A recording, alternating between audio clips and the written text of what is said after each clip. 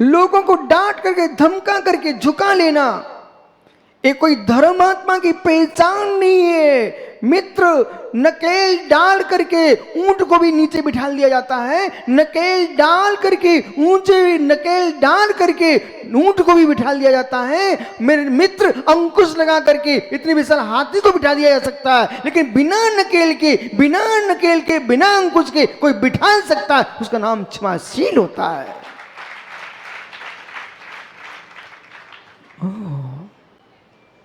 जादूगर का शेर भी देखा आपने? जादूगर का रीछ भालू देखा आपने? मैंने देखा है। ओह, जादूगर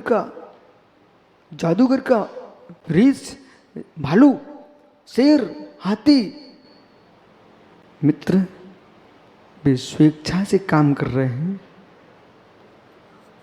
कि पीड़ा से काम कर रहे हैं। ये जैन धर्म है, ये हिंसा परम ब्रह्म की उपासना करने वाला धर्म है, वीतराग धर्म है। ज्ञानियों, किसी को अंकुश मार के बिठा देना ये कसाई का काम, महावत का काम होता है। मेरे मित्र, अंकुश लगा करके हाथी को बिठा देना ये महावत का काम होता है। श्रद्धा से बिठा लेना ये महाव्रती का काम होता है। ये मुनिराज महावत नहीं है, ये मुनिराज महावत नहीं है, ये महाव्रते है। किसी को डांट के धमका करके अपने अनुसार चला लेना ये कब तक? किसी को डांट के धमका कर अपने पास बिठा लेना कब तक? यदि किंचित भी तुम्हारे अंदर धर्म बह रहा हो अंदर में, तो अहो कसाईयो, किंचित भी तुम्हारे पास धर्म बह रहा, अहो कसाईयो, तो कसाई की ज्वाला शांत कर लो, भीतर से क्षमा का नीर बहा दो, जिससे कसाई बुझ जाए। प्रीति नष्ट हो चुकी है, प्रेम नष्ट हो चुके हैं। 4 दिन पहले तुम्हारे पास 1000 लोग थे। बिट्टू भैया कहाँ गए? बोटू भैया, भैया 4 दिन पहले 1000 लोग साथ में थे, लेकिन 5वें दिन 4 आदमी हाथ साथ नहीं चले। और एक वे लोग थे जिनके पास 4 भी नहीं थे, मात्र 3 थे। जिनके पास 4 भी नहीं थे, मात्र 3 थे, उसमें भी एक स्त्री थी। पूरे 3 पुरुष में नहीं थे। जिनके पास 4 भी नहीं 3 थे, वो भी एक बीच में स्त्री थी। लेकिन तब भी मित्र गए थे गांव से 3, जो लौटे थे तो पूरी अवधपुरी भर चुकी थी। उनका नाम था राम।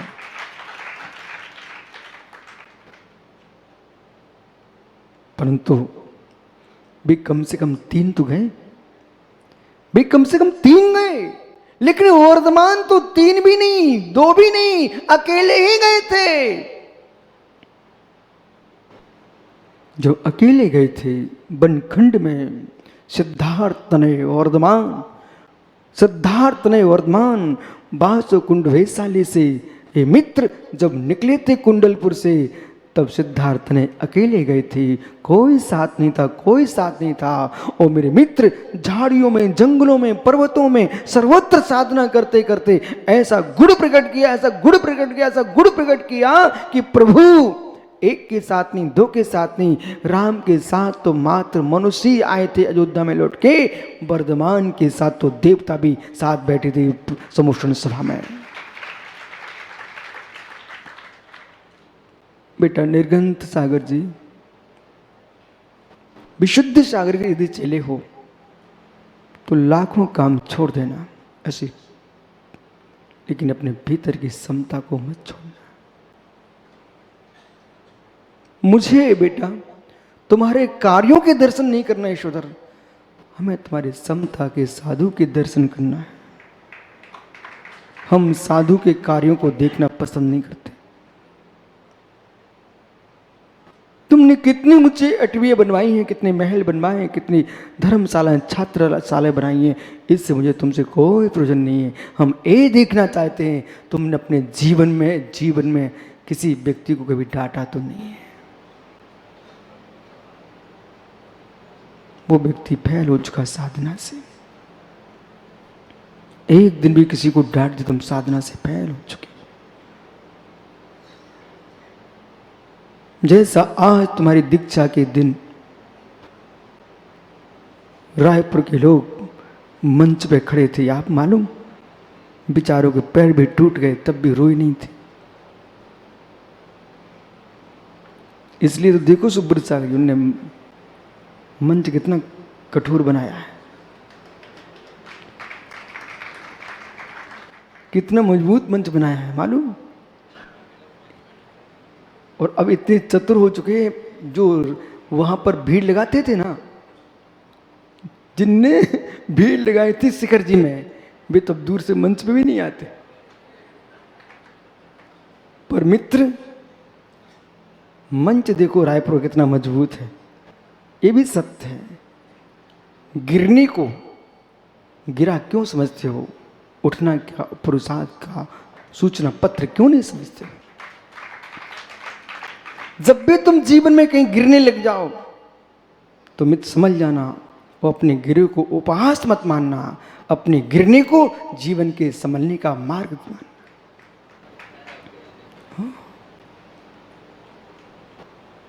क्या हो गया आप सबको? ये विशाल धर्म सभा में इतना सन्नाटा, कुछ हो गया आप लोगों को क्या? बोटू भैया, ये सन्नाटा किस बात का है?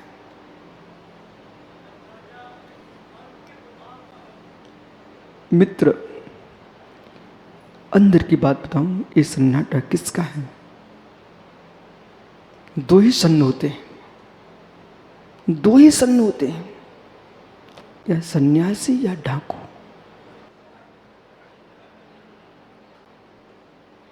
दो ही सन्न होते हैं, या सन्यासी या डाकू। डाकू झाड़ियों में छुप के सन्न होता है, कोई मिल जाए, कोई देख ना ले, कहीं पुलिस ना आ जाए तो सन्न रहता है। और साधु भी झाड़ियों में छुपा रहता है, कहीं कर्म ना देख लें, सन्न रहता है। सन्नाटा। भैया, हमने आपके मुरझाए निर्गुण सागर से कहा, निसंग सागर जी है मित्र, जिनके साथ एक नहीं, दो नहीं, तीन नहीं, चार नहीं, सुब्रत सागर रावण के पास कितनी सेना थी मित्र? एक नहीं, दो नहीं, कितनी सेना थी?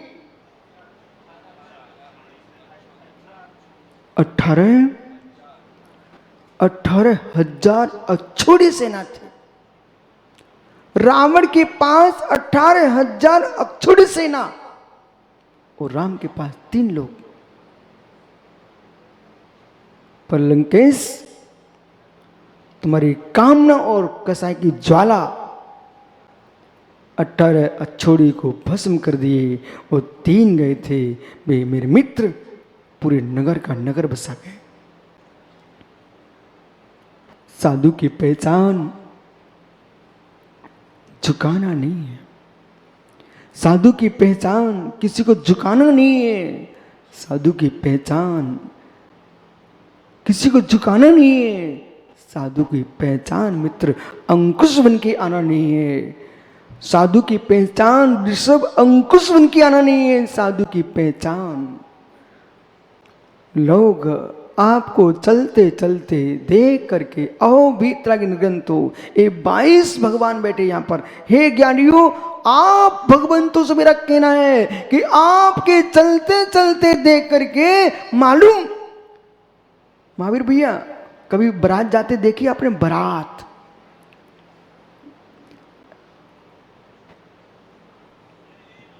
हैं? अच्छा, अपनी भी देखी है तो अपनी देखी है ना, तो मित्र कभी न कभी अचानक आपने रायपुर की गलियों में अथवा जयपुर की गलियों में कोई एक आदमी को सिर पर मोर रखे और घोड़ी पे बैठा देखा है, तो आपने क्या समझा? इतना तो उत्तर दे दो, फिर बैठ जाओ, बाकी मैं बोटू भैया से पूछ लूंगा।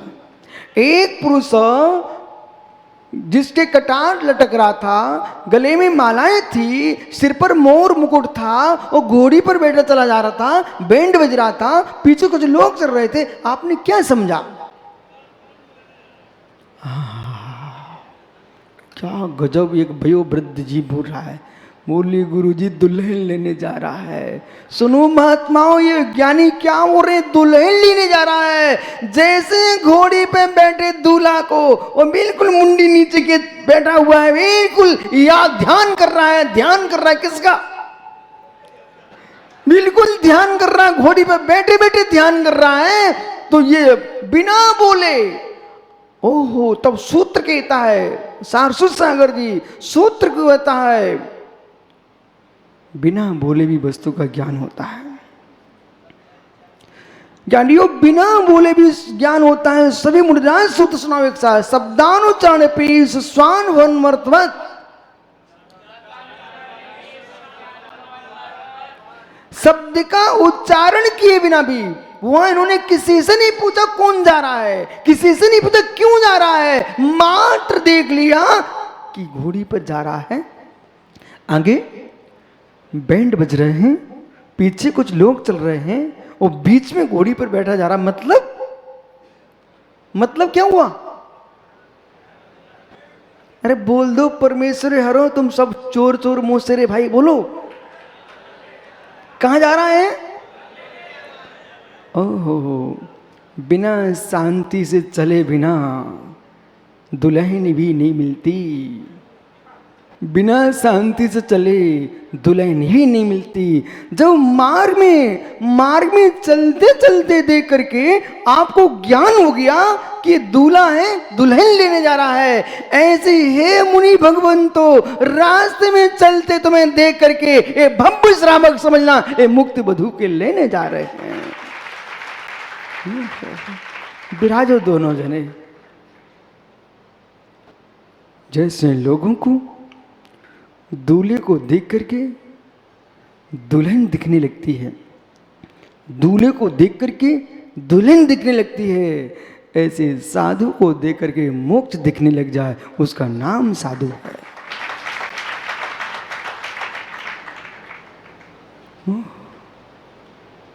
जैसे डाकुओं को लोग डर लगे, भालू को देख डर लगे, शेर को देख के डर लगे, ऐसे साधु को देख करके कोई व्यक्ति यशोधर जी घबरा है, तो मित्र अब मैं साधु की खोज करने कहाँ जाऊंगा।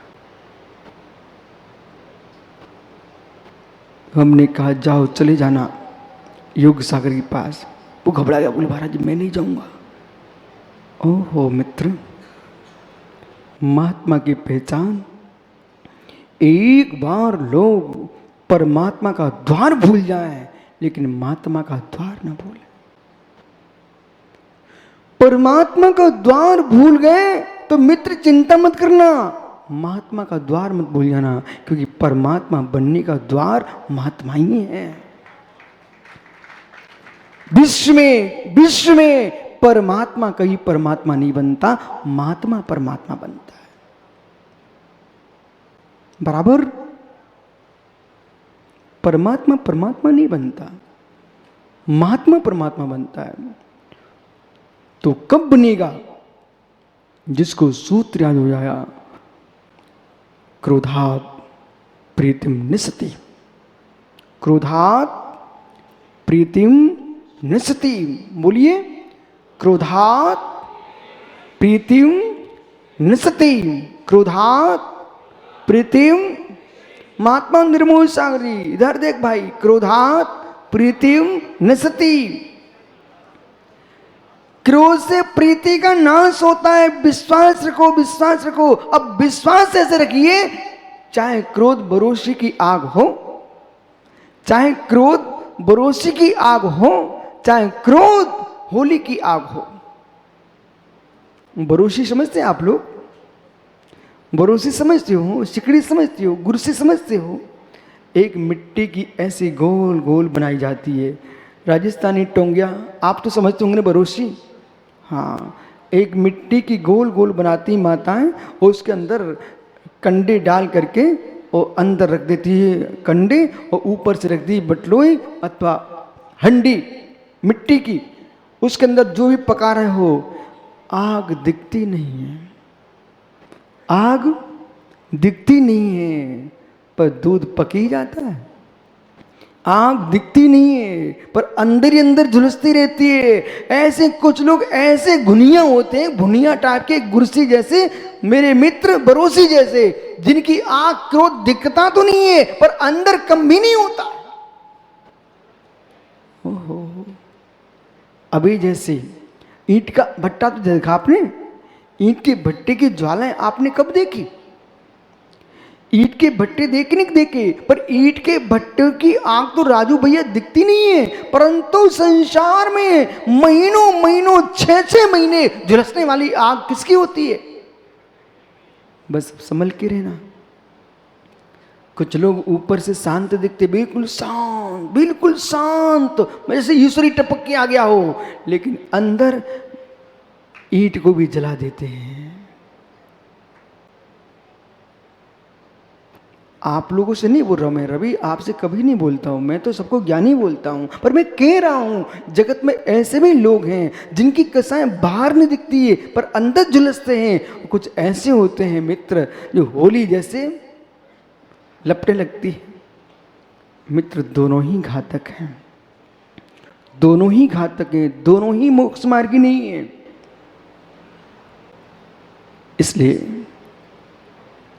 आप जब भी घर से निकलो, जब भी घर से निकलो, दर्पण देख के निकलो। जब भी घर से निकलो बाहर, दर्पण देख के निकलो। पर दर्पण में देख लेना ये चेहरा शांत दिख रहा है तो तुमको जितने लोग मिलेंगे शांत मिलेंगे, और तुम्हारे ही चेहरा दर्पण में तमतमाता दिखा, विश्वास मानो आपको हर व्यक्ति तमतमाता मिलेगा।